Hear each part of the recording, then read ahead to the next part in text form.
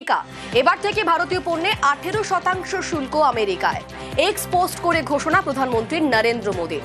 মার্কিন প্রেসিডেন্ট ট্রাম্পের সঙ্গে কথা মোদীর। ট্রাম্পের সঙ্গে কথার পরই শুল্ক কমার কথা জানিয়েছেন মোদী। দ্বিপাক্ষিক বাণিজ্য চুক্তির ঘোষণা ট্রাম্পেরও। ভারতীয় পণ্যের শুল্ক 25% থেকে কমিয়ে 18%। পোস্টে ঘোষণা মার্কিন প্রেসিডেন্টের। আমাদের সঙ্গে রয়েছেন প্রতিনিধি শান্নিক। এই ট্রাম্পের ট্যারিফ নীতি নিয়ে যে গোটা বিশ্বের মধ্যে যে প্রশ্নচিহ্ন উঠে গিয়েছিল যে তাহলে গোটা বিশ্বে আন্তর্জাতিক সমীকরণটা ঠিক কি রকম হবে। শেষ পর্যন্ত রাশিয়ার থেকে তেল কেনা ভারত কমিয়ে দিল, তারপরে ট্রাম্প শুল্ক তার কমিয়ে দিলেন। তো সব মিলিয়ে পরিস্থিতিটি কি রকম?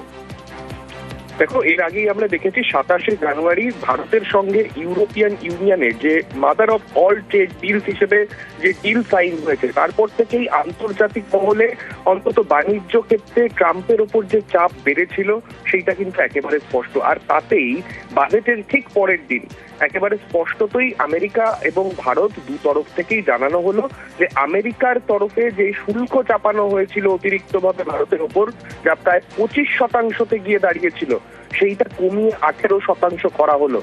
উল্লেখ্য, এই গোটা শুল্ক এখন বর্তমানে পাকিস্তান, বাংলাদেশ, চীন, অন্যান্য দেশের অর্থাৎ এশিয়ার আর 5টা দেশের যা শুল্কের পরিমাণ রয়েছে তার তুলনায় অনেক কম। অর্থাৎ ভারত থেকে কোনো সামগ্রী এখন যদি আমেরিকাতে রপ্তানি করা হয় সেক্ষেত্রে 18% শুল্ক দিতে হবে সেই পণ্যের জন্য, যা কিন্তু এখন কূটনৈতিক স্তরে একটা বড় উল্লেখ্য বিষয় বলেই কিন্তু দেখা হচ্ছে ভারতীয় কূটনীতিকদের তরফে। ধন্যবাদ শান্নিক। এই মুহূর্তে আমাদের সঙ্গে রয়েছেন আন্তর্জাতিক সম্পর্ক বিশেষজ্ঞ রাজাগোপাল ধর চক্রবর্তী। আপনাকে নিউজ 18 বাংলায় স্বাগত। আমরা দেখলাম যে যখন রাশিয়ার থেকে তেল কেনা কমানোর সিদ্ধান্তর কথা ঘোষণা করলো ভারত, তারপরেই মানে আমেরিকা ভেনেজুয়েলা থেকে তেল কিনবে ভারত, এই সিদ্ধান্তের পরে ট্রাম্প তার শুল্ক নীতি, শুল্কর পার্সেন্টেজ কমিয়ে দিলেন। সেক্ষেত্রে রাশিয়ার সঙ্গে তো ভারতের ভালো সম্পর্ক, এবং এখন যদি রাশিয়া থেকে তেল কেনা কমিয়ে দেয় ভারত, সব মিলিয়ে আন্তর্জাতিক সমীকরণটা ঠিক কিরকম হবে? হ্যাঁ, দেখুন, এখন অনেকগুলো ডেভেলপমেন্ট ঘটেছে। মানে যখন আমেরিকা আমাদের উপর ট্যারিফ বসালো, আমরা ভাবলাম যে আমাদের যে দেশের জিনিস চুরি তৈরি হচ্ছে তার মার্কেট যেটা আমেরিকায় ছিল সেটা বিরাট ক্ষতিগ্রস্ত হওয়ার সম্ভাবনা।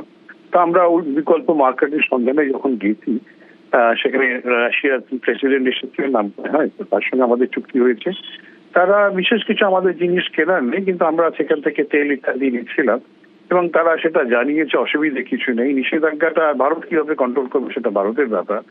এখন ইউরোপের ইউনিয়নের সঙ্গে আমাদের যে ম্যাসিভ মানে যেটা খসড়া চুক্তি হয়েছে, তাতে দেখা যাচ্ছে যে ইউরোপে আমরা বিশাল বাণিজ্য করতে পারবো। এই ইউরোপিয়ান ইউনিয়নের সঙ্গে এই যে চুক্তিটা যেটা ভারতের হয়েছে, একটা পরিমাণা যেটা তৈরি হয়েছে, তাতে আমার ধারণা যে আমেরিকা মনে করছে ভারত যদি তার বিকল্প পেয়ে গেছে। কারণ এই জায়গায় দাঁড়িয়ে তো একেবারে ভারতকে বন্ধু হিসেবে কেন, দক্ষিণ এশিয়ায়, দক্ষিণ পূর্ব এশিয়ায় যদি চীনকে কন্ট্রোল করতে হয় তাহলে ভারতের প্রয়োজন আছে।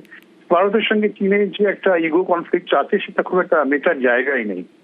এই জায়গায় দাঁড়িয়ে ভারতকে একেবারে বন্ধু হিসেবে ফেলে দেওয়া এবং পাকিস্তান যে খুব একটা কাজের সেটা তো নয়, সেটা আমেরিকা অতীতেও দেখেছে, কিন্তু তার জিওপলিটিক্যাল যে অবস্থান আছে সেটাকে ব্যবহার করতে চায়।